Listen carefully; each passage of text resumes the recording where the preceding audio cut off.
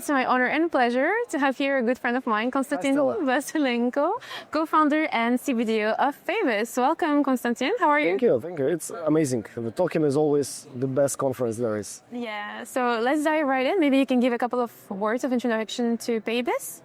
We're 11 years on the market. We're building crypto-fiat infrastructure, and our main mission is to help bridge Web2 and Web3. To make it simple and bring more people and companies into crypto. Fair. So let's dive right in. Traditional finance and crypto often feel like two separate worlds, which you are bridging. Yeah. So where do you see the most promising bridges being built? Where do you start? I mean, the most promising bridges, I think what we see right now, that a lot of institutions starting to get into crypto, especially last year, in the end of last year.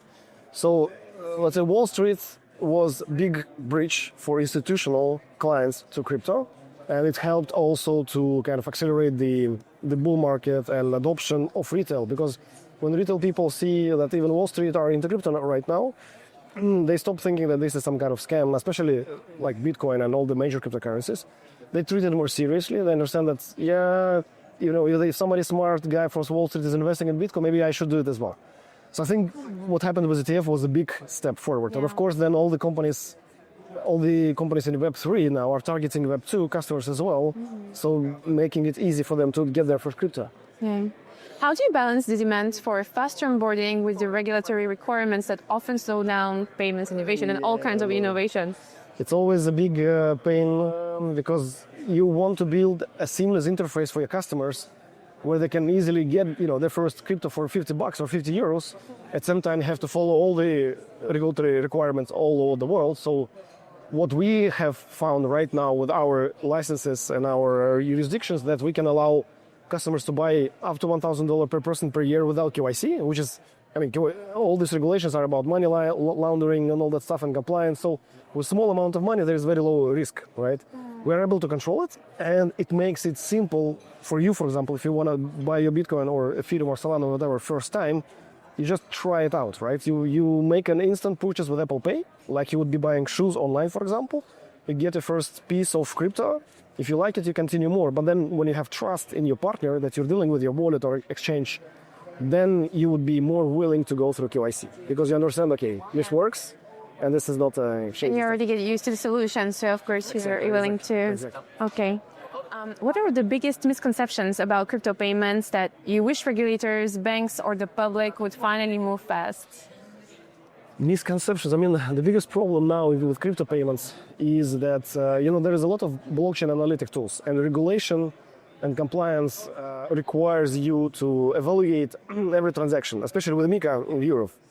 So what happens when, and I see this problem more and more when normal business, right? Maybe it's even Web2 business, which are trying to get to use stablecoins for payments. They don't understand anything about blockchain analytics, right? They don't understand about crypto that can be mixed with bad addresses, bad actors, the full intersection. So when, for example, traditional businesses is using stablecoin just for payments, right? And then somebody asks them, let's say, pay us on the Polygon network, but they have, let's say, stablecoin on Ethereum, and they find some kind of DEX. They let's say, bridge from one network to another, and then send this money to an exchange like us, and then we see that the crypto that we're getting is labeled as, let's say, high risk, right? But these guys have no idea because they just use decentralized exchange. So this is a problem right now, right? Because with traditional money, you get money from your bank account, from one bank to another bank. Yeah. Nobody is actually tracking where this money were coming from 10 hops before. In crypto, we see that.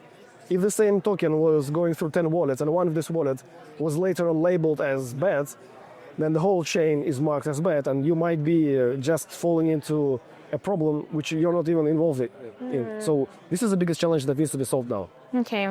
And as you expand into more local fiat currencies and payment methods, how do you decide which markets to prioritize? Good question, but it's basically, at this moment, we work with what we have. Because there are a lot of payment methods worldwide which still don't support crypto. For example, in Europe, US, it's fine, right? More or less it's fine. But let's say Asia, Africa, right? A lot of payment methods are still looking at crypto as something risky, and they don't allow sometimes people to buy crypto with their payment method. We have, for example, some like GrabPay, for example. The same Grab we use here in Singapore.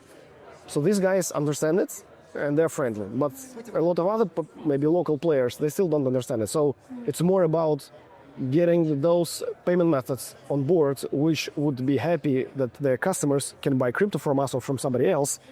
This is what we look for, right? So we work with what we have right now. Okay. As Paybis expands with retail services, Paybis stands and corporate on and off-ramp, how do you keep Paybis' story simple and clear for customers? I mean, that's what I said in the very beginning. Our goal is to make it simple for retail and for businesses, and also for retail customers of other businesses.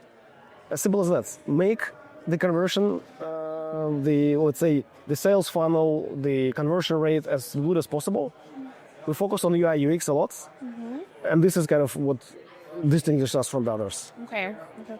And if you had to bet, 5 years from now, will people even notice that they're paying in crypto, or will it just be another invisible layer in their 5 years, payment? yeah, they will notice. Maybe 20, 30. They will not notice anymore. They'll I just... think in the next 5 years, it will not change so dramatically that people will realize that there is no crypto under the hood. I think we need more time for that. Or people will just understand crypto and treat it normally as euro or dollar. Oh, so you said in 5 years people will still notice that they're paying with crypto? Yes. Or... Okay. So we need more time. Yes. Okay, well. All right. Thank you very much, Stella. Thank it was you. always a It was pleasure. a pleasure. Enjoy the rest of Token and see you around. Bye.